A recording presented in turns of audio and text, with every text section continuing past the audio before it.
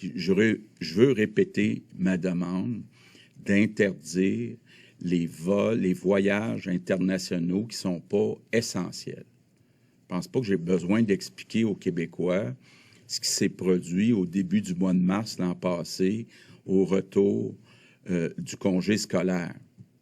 Puis si vous lisez un peu ce qui se passe ailleurs, entre autres avec le nouveau variant, là, entre autres celui qui est en Angleterre, c'est la catastrophe, là. On est au pire du pire sur le nombre de décès, sur la situation dans les hôpitaux, dans un pays bien muni pourtant, l'Angleterre. Donc, c'est sûr qu'on ne veut pas ça. Et on a continué nos discussions avec le gouvernement fédéral, puis on est ouvert à une autre alternative qui est utilisée, je pense, en Nouvelle-Zélande, qui est de dire qu'il faudrait que tous les voyageurs, si jamais on n'annule pas les voyages non essentiels, que tous les voyageurs qui reviennent au Québec, au Canada, soient mis en quarantaine dans une chambre d'hôtel pour 14 jours, que ça soit supervisé, puis que ces chambres-là soient payées par les voyageurs pendant 2 semaines. Québec replonge dans un confinement total. Un couvre-feu est imposé de 20h jusqu'à 5h du matin jusqu'au 8 février. Ça commence ce samedi.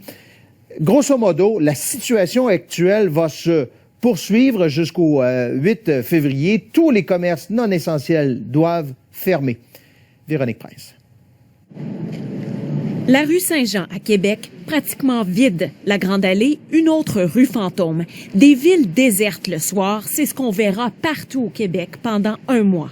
Entre 20h et 5h du matin, un couvre-feu forcera les Québécois à rester chez eux, à partir de samedi jusqu'au 8 février. On est obligé aujourd'hui d'annoncer une espèce de traitement choc pour réduire, entre autres, le nombre de visites dans les maisons. Avec cette mesure coup de poing, François Legault espère que les Québécois saisiront l'ampleur de la situation. On est actuellement, pour le prochain mois, au pire de la bataille. C'est maintenant qu'il faut réduire la contagion. Donc, je compte sur tous les Québécois. Non seulement la pause forcée des commerces non essentiels se poursuit, mais en plus, les épiceries et les dépanneurs fermeront plus tôt à 19h30.